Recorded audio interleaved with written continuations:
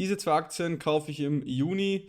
Ja, MSCI Inc. und Prologis befinden sich beide schon in meinem Aktienportfolio. Deswegen gleich mal vorneweg keine Anlageberatung. Die beiden Aktien habe ich jetzt nachgekauft. Zu MSCI Inc. gab es schon ein größeres Video, weil ich da schon angefangen habe, im Mai Aktien zu kaufen. Deswegen dreht sich in diesem Video vorrangig um Prologis, beziehungsweise bei beiden Aktien so ein bisschen die ganzen Hintergrundtrends, warum ich jetzt diese beiden Aktien kaufe.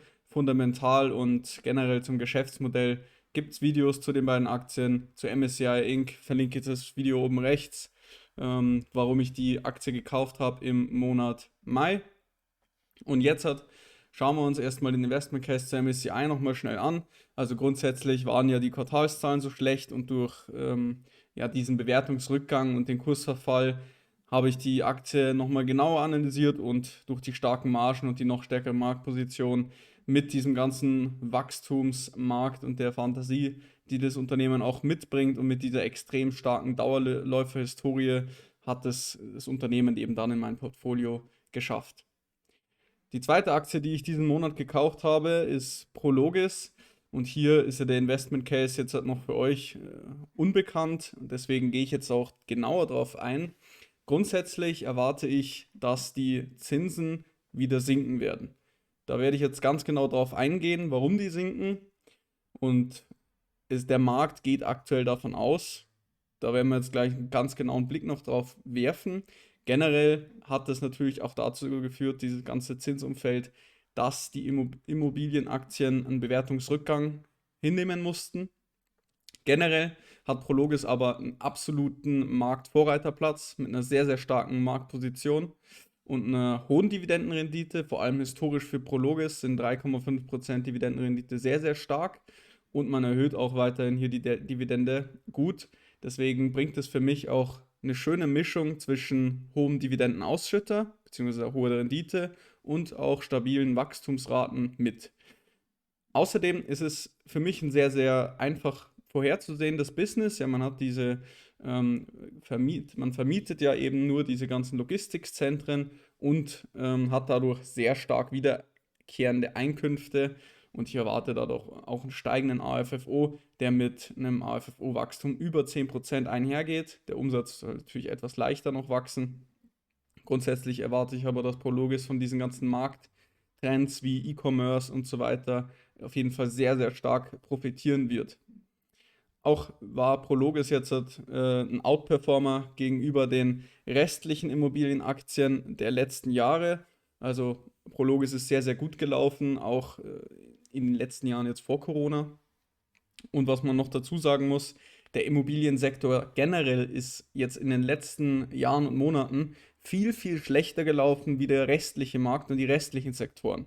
Da schauen wir auch noch ganz genau drauf. Also für mich ist es jetzt eine Wette auf einen Markt in den USA, der teilweise natürlich auch zu Unrecht, aber in weiten Zügen zu Recht abgestraft wurde und jetzt noch auf einem Bewertungsniveau ist, bei dem andere Unternehmen und andere Sektoren, vor allem im S&P 500, schon lange nicht mehr sind, die da 2022 in der großen Zinskorrektur waren, aber da jetzt schon lange wieder auf einem ganz anderen Bewertungsniveau angekommen sind. Und natürlich haben wir da auch eine wichtige charttechnische Unterstützung im Moment. Das geht für mich immer einher, also fundamental und charttechnisch muss das beides passen, sonst kommt für mich kein Investment in Frage. Ja, schauen wir mal hier auf die ganzen sinkenden Zinsen. Wie wahrscheinlich ist es überhaupt, dass die Zinsen wirklich gesenkt werden? Das ist jetzt ein Auszug vom FedWatch Tool, das kann auch jeder googeln. Und hier wird so ein bisschen dargestellt, wie die aktuelle Wahrscheinlichkeit dafür ist, dass Zinsen gesenkt werden. Also hier wird analysiert, was glaubt der Markt. Und bevor jetzt irgendjemand meint, dass er schlauer ist wie der Markt und sagt, die Zinsen werden auf 10% sich steigern, da wäre ich immer ganz vorsichtig, weil der Markt hat zumindest kurzfristig immer recht. Dass mal langfristig ein Fair Value falsch berechnet wird und so weiter, das kann durchaus sein, aber vor allem kurzfristig würde ich mich jetzt erstmal hier dieser Meinung anschließen, die der Markt hat, und sollten sich aber da auch wieder Anzeichen in eine andere Richtung ja, häufen, dann muss man natürlich nochmal neu evaluieren, aber im Moment absolut ganz klare Aussage, geht der Markt davon aus, dass die Zinsen sinken werden und das sagt natürlich auch die Fed.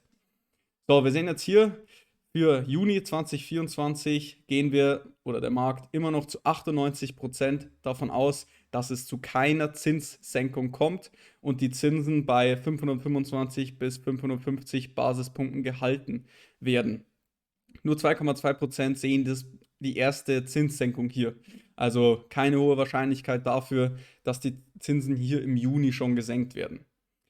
2 Monate weiter nach vorne, September 2024, sieht es alles schon anders aus. Da sehen schon knapp 50, über 50% eine Zinssenkung und davon 46,6% eine Zinssenkung von 25 Basispunkten auf 500 bis 525. Und knapp unter der Hälfte glauben immer noch, dass es zu keiner Zinssenkung kommt. Also die Wahrscheinlichkeit schwappt schon in unsere Richtung. Jetzt schauen wir mal Ende des Jahres, Dezember 2024.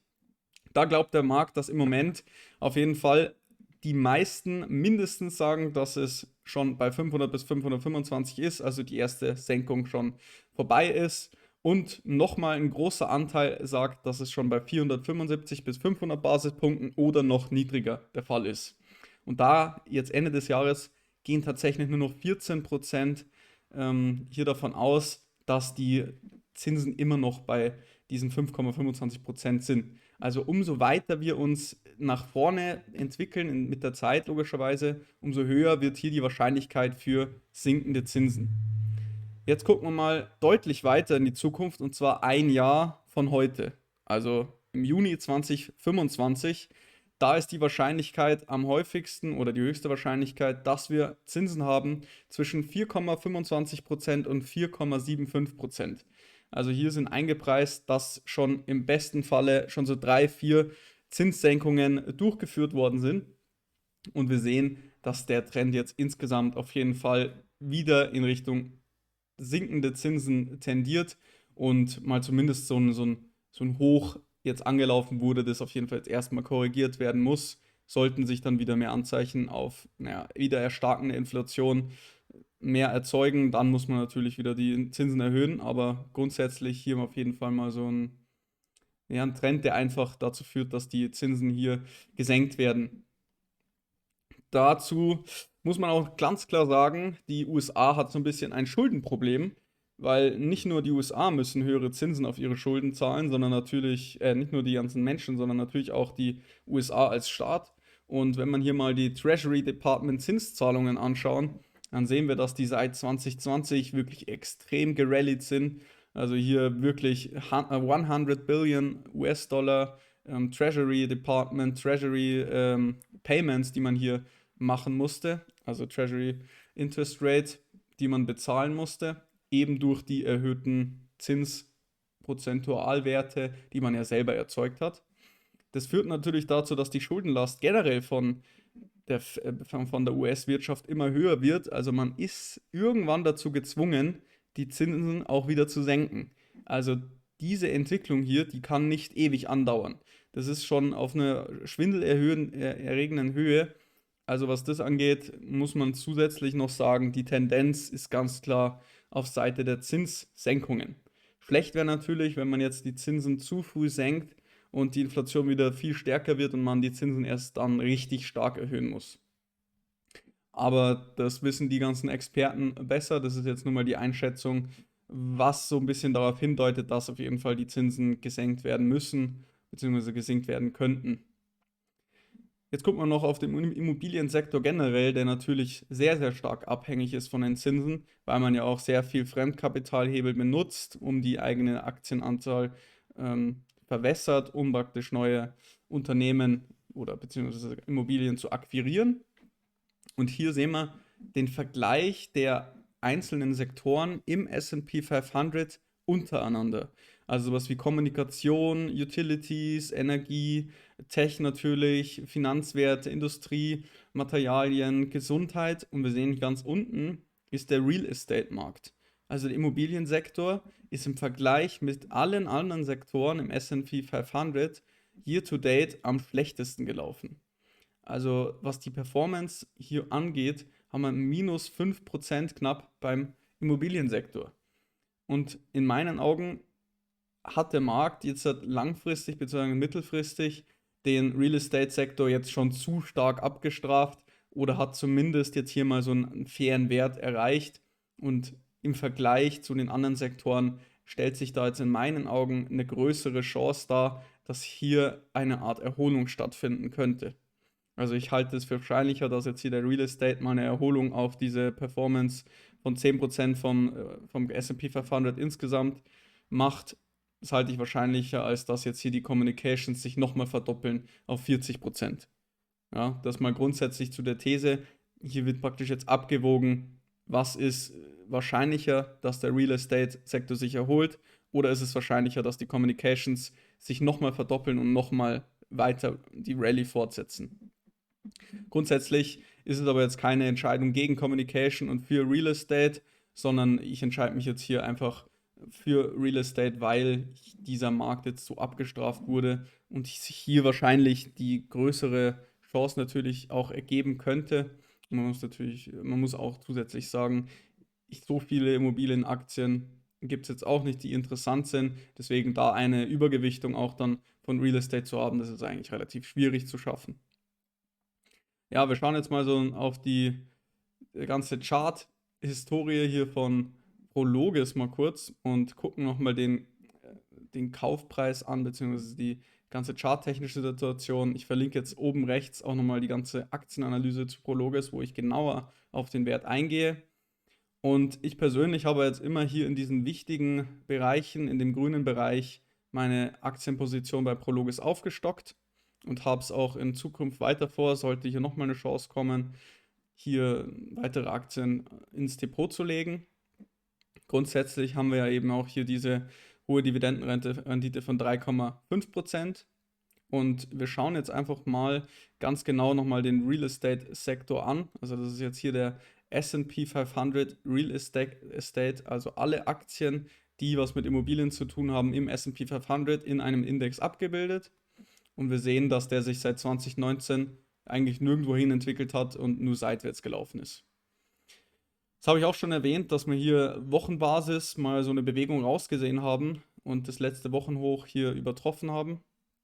Und wir jetzt auf einer wirklich wichtigen Entscheidung auch sind, ob wir es jetzt rausschaffen, uns dynamisch nach oben zu bewegen. Wir können gerne nochmal hier unten auf die 221 Dollar korrigieren. Und hier sieht es aber so aus, als könnte da aktuell die Trendwende endlich bevorstehen. Also hier bahnt sich da auch schon was an, kann man es charttechnisch schon mal hier vorhersagen. Das spielt natürlich auch in meinen Investment Case mit rein. Wir gucken jetzt noch auf die Economy grundsätzlich und schauen mal auf die US-Staatsanleihen, ob wir da irgendwelche Anzeichen vielleicht schon auch auf Senkungen und niedrigere Staatsanleihen sehen können. Und grundsätzlich, wenn wir mal hier vor allem bei den US 10-Year, also bei den Bonds, die in 10 Jahren auslaufen, wenn wir uns die anschauen, dann sehen wir, dass der Trend sich hier in diesem Zeitraum sehr extrem verlangsamt hat. Also von 2020 hier hoch, bam, bam, da ging das wirklich wie am Schnürchen nach oben.